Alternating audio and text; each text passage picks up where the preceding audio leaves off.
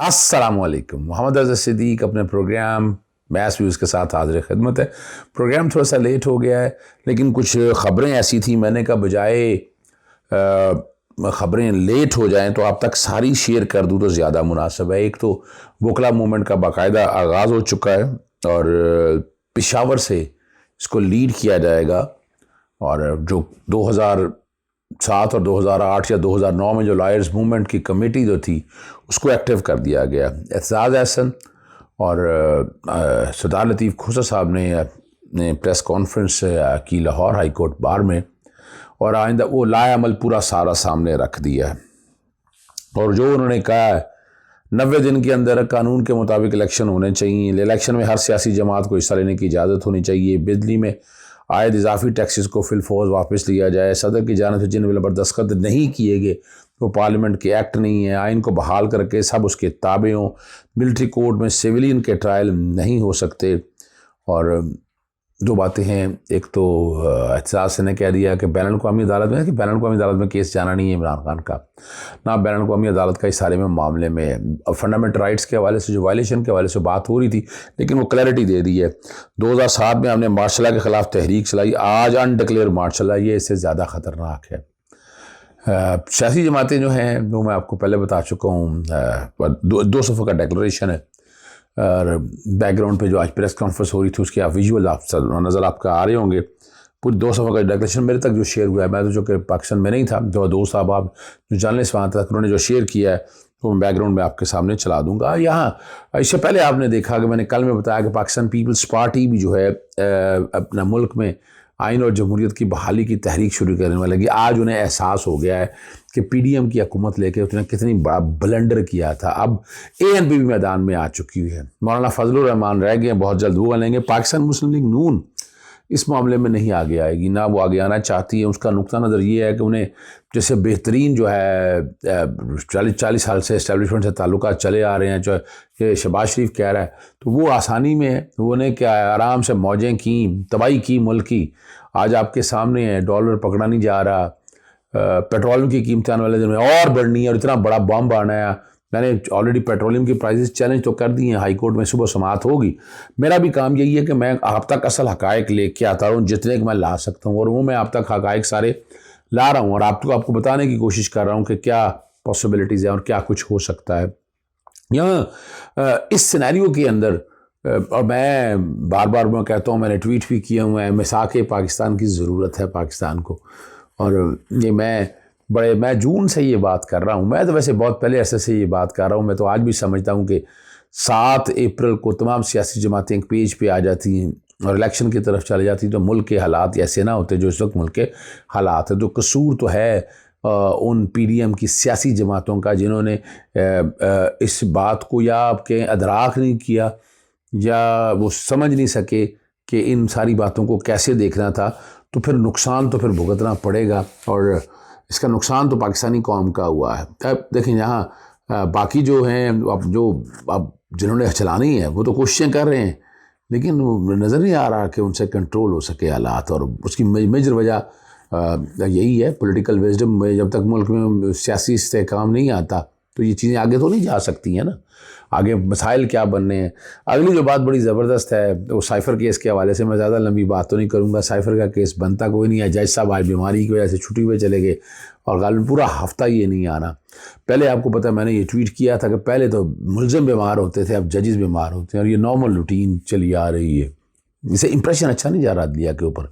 अदलिया को खड़ा होना है अपने पाँव के ऊपर और बताना है, यार मेरिट पे बातें हो रही हैं, आपको क्या करना है, आपको ज़रूरत क्या है बाकी चीज़ों को देखने की। जज साहब को यानी अब ज़मानत जो है वो राइट है, यानी अगर आप बीमार हो गए हैं तो एक मुलज़िम को इस तरह जेल में रखा नहीं जा सकता गैर कानूनी तौर पर। एक बंदा जिसका मुकदमा कोई नहीं है, तो अब ज़बरदस्त यार ये बुनियादी हकूक़ के खिलाफ वर्जी है, आर्टिकल 9 के खिलाफ वर्जी, आर्टिकल 14 के खिलाफ वर्जी है।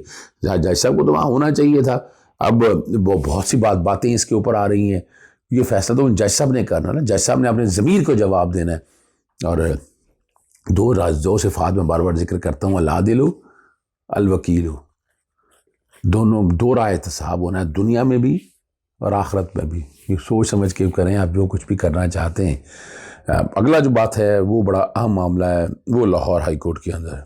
अच्छा, यहाँ एक जो बड़ी अहम बात है उसका जिक्र करना मुनासिब है, डिटेल में फिर बात करूँगा। बुशरा बीबी के ख़िलाफ़ जो है ना, इमरान खान साहब टूट नहीं रहे हैं, तो तोड़ने के लिए अब क्या है कि बुशरा बीबी के ख़िलाफ़ झूठे केसेस बनाए जा रहे हैं। यानी फ़राज शहज़ादी के हवाले से मैं चूँकि वकील हूँ उनका, मैं तो पिछले 1.5-2 साल से देख रहा हूँ सारे मामला को। एंटी करप्शन का मुकदमा ख़त्म हुआ, नैब आया, नैब के पास कुछ नहीं था, फिर वो मनी लॉन्ड्रिंग में आ गए, वो केस बनता नहीं था। अब इन्होंने कोशिश की कि जनाब रेड वारंट निकालने के हवाले से पूरी कोशिशें, अब वो हर जगह मुकाबला कर रहे हैं उनका, कोर्टों में अलहदा गए हैं, हाई कोर्ट में अलहदा मामला चल रहे हैं, और यही चाहे फिर वो जो है ना फ़राज शहज़ादी के बच्चों के साथ जाते हैं, उनका नाम ECL में निकाल दिए, छोटे बच्चे हैं, कोई कंसर्न नहीं है, सैर करने के लिए जाना था, पढ़ने के लिए जाना था, लेकिन ये जुल्म सारा हो रहा है पाकिस्तान के अंदर हो रहा है, मैं कहीं और की बात नहीं कर रहा। और मैंने कुछ ट्वीट किए थे, मैंने कुछ मेरा पुराना प्रोग्राम में मैंने ये बात कही थी और मैंने बताया था, जो 4 दिन पहले की बातें हैं, वो ट्वीट भी सारे बैकग्राउंड पे चल रहे हैं। और जो उनका एक मुलाजिम है, वो मुलाजिम है अमन मंसूर जो है, ये छोटी ईद से पहले इसको उठा लिया गया डिफेंस से, और तकरीबन 6 माह के करीब, समझ 5-6 माह के करीब ये रहा है हिरासत में, कुछ नहीं मिला। और मैंने इसकी तफसीलात, जो कि मैं पाकिस्तान में नहीं हूँ, मेरे एसोसिएट देख रहे हैं, तकरीबन 2 या 3 अगस्त को इसको आपस में घर वाले भी आखिर तंग आ गए थे।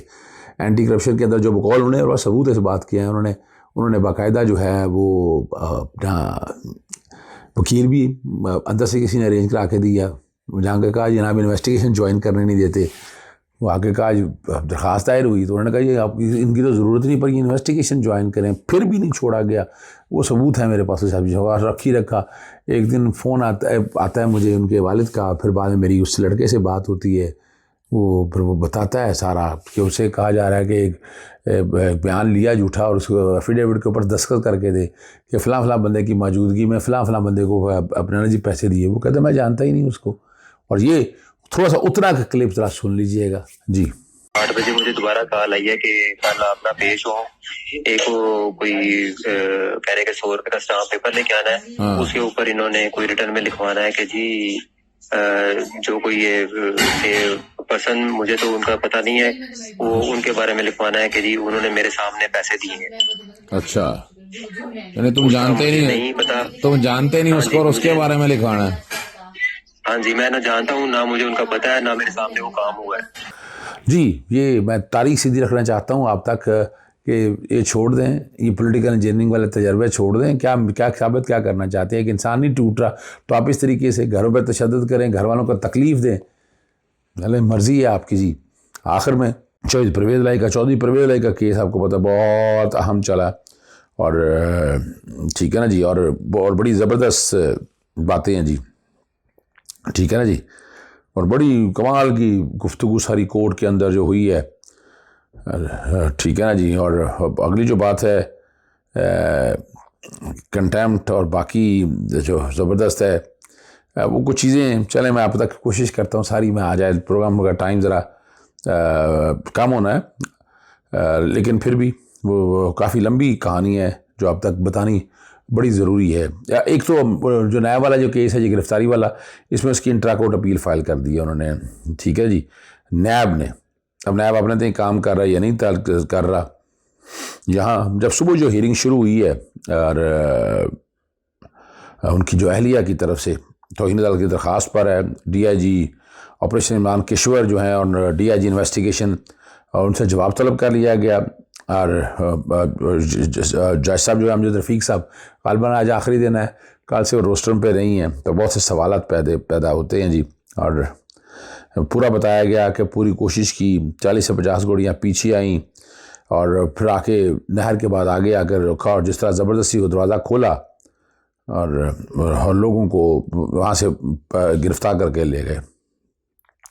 इस पर जस्टिस अमजद रफ़ीक साहब ने पूछा कि क्या इन लोगों के पास कोई ऑर्डर था, क्या ये लोग पुलिस वर्दी में थे। वकील ने बताया कि सारे लोग सिविल कपड़े में थे, ये सारा काम 1 मिनट में हुआ। इस पर जस्टिस अमजद रफ़ीक साहब ने पूछा कि उन्होंने कोई असला इस्तेमाल नहीं किया। उनसे पूछा कि तुम्हारी ज़रूरत कैसे हुई, कोर्ट का ऑर्डर मौजूद है।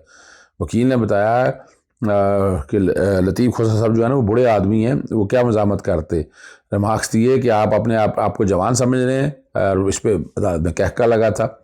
और ये दोबारा बुला के 10 बजे समाअत का आगाज़ हुआ, लेकिन कोई दोनों पेश ना हुए और वहाँ पर डीएसपी पेश कर दिया। यानी आप अंदाज़ा लगाएं यह हाल हो गया यहाँ, ये अदालतों की बेतौकीरी हुई है।